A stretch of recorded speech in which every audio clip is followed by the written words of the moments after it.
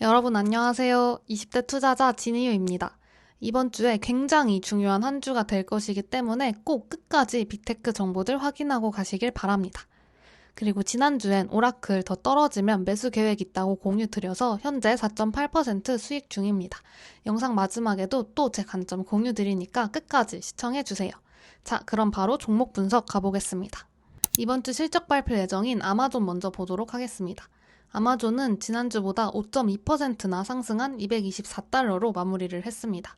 RSI가 54고 1차 째려보기 구간이 214달러, 2차 기다리기 구간이 224달러입니다.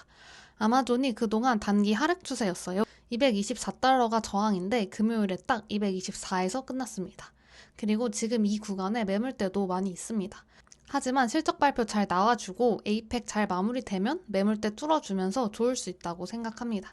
빅테크가 200일선 부근에 있기 쉽지 않기 때문에 저는 개인적으로는 손익비가 나쁘지 않은 구간이라고 생각합니다. 아마존 재료 분석해보겠습니다. 아마존은 금요일에 실적 발표가 있습니다. 이게 잘 나오면 당연히 상승 재료가 될 거고 못 나오면 하락 재료가 될 수 있습니다. 그리고 에이펙 미중 협상이 있습니다. 아마존도 관세랑 밀접한 관련이 있는 기업이기 때문에 이 미중 협상이 굉장히 중요합니다. 이것도 잘 끝난다면 상승 재료가 될 것이고 못 나오면 하락 재료가 다시 될 수 있습니다.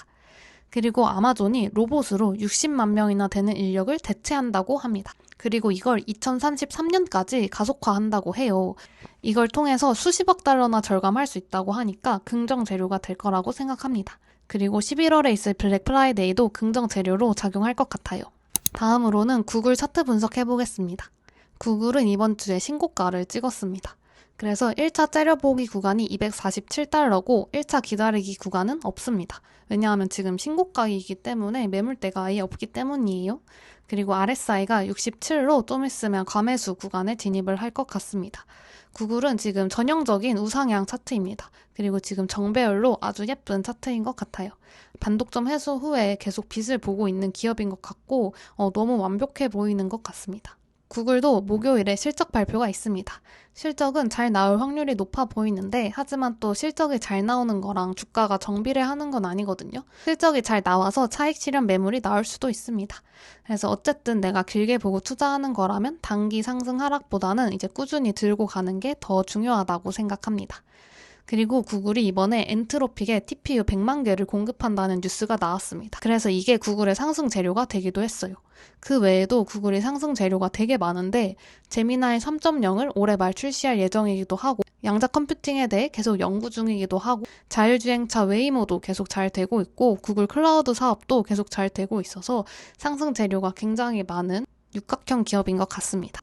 물론 구글이 좋은 기업인 것은 맞지만 지금은 곧 과매수를 향해 달려가고 있기 때문에 저는 지금 매수하기보다는 구글이 1차 째려보기 구간에 오면 추가 매수할 생각을 가지고 있습니다. 물론 실적 발표하고 떡상할 수도 있긴 하지만 그렇게 되면 그냥 어쩔 수 없다고 생각하고 다음 기회를 노릴 것 같아요. 애플도 이번 주에 무려 4.1%나 상승한 262달러로 마무리를 했습니다. 애플도 신고가를 찍었습니다. 그래서 1차 기다리기 구간은 없고 1차 째려보기 구간이 259달러입니다. RSI도 64로 좀 있으면 과매수 구간을 향해 달려가고 있습니다. 애플도 전형적인 우상향 차트고 지금 정배열이라서 아주 차트가 예쁜 상황입니다. 애플도 금요일에 실적 발표가 예정되어 있습니다. 그래서 이게 상승 하락 재료가 될 수 있을 거예요. 근데 이번 주 애플이 상승한 이유가 아이폰 16보다 아이폰 17이 미중 판매량이 14%나 증가했다는 소식에 강세를 보였습니다. 그래서 이 내용이 이미 실적에 반영된 것인지 아니면은 더 크게 상승할 여력이 남아있는지에 따라서 상승 재료가 될 수 있을 것 같아요. 그리고 골드만삭스와 웰스파고에서 애플의 목표 주가를 상향 조정했습니다. 그래서 계속 애플은 월가에서 좋게 보고 있는 것 같아요. 하지만 여전히 뒤처지는 AI가 하락 재료가 될 수 있습니다. 하지만 해소되는 순간 구글의 반독점 이슈가 해소된 것처럼 떡상을 할 수 있지 않을까라는 생각이 있습니다. 이번 주에 실적 발표 예정인 마이크로소프트 보겠습니다. 마소도 이번 주에 1.9% 상승한 523달러로 마무리를 했습니다. RSI가 60이고 1차 기다리기 구간이 전고점인 555달러고 1차 째려보기 구간이 508달러입니다. 지금 마소도 횡보하면서 지지 구간을 굉장히 단단하게 만들고 있습니다. 그래서 이번에 실적 발표가 굉장히 중요할 것 같아요. 그래서 마소도 이번 주 목요일에 있을 실적 발표가 상승 하락 재료가 될 수 있을 것 같습니다. 팔란티어 차트 보겠습니다. 팔란티어도 이번 주에 3.6% 상승한 184달러로 마무리를 했습니다. 팔란티어도 지금 계속 170에서 180 사이를 왔다 갔다 하면서 횡보를 하고 있습니다. 그래서 지금 팔란티어 RSI가 57이고 1차 기다리기 구간이 190달러, 1차 째려보기 구간이 172달러입니다. 아까 말했듯이 팔란티어가 횡보하고 있기는 하지만 아직도 예쁜 우상향 차트를 그리고 있습니다. 팔란티어도 11월 4일에 실적 발표가 예정되어 있습니다. 이 실적에 따라서 지금 계속 횡보하고 있었는데 한번 신고가까지 뚫어줄지 말지 여부를 결정할 것 같습니다. 그리고 이번 주에 좋은 뉴스가 있었는데 루멘과 2억 달러 규모의 AI 파트너십을 체결을 했습니다. 루멘 측이 팔란티어 기술로 무려 2025년까지 3억 5천만 달러 규모의 비용을 절감할 수 있을 거라고 합니다.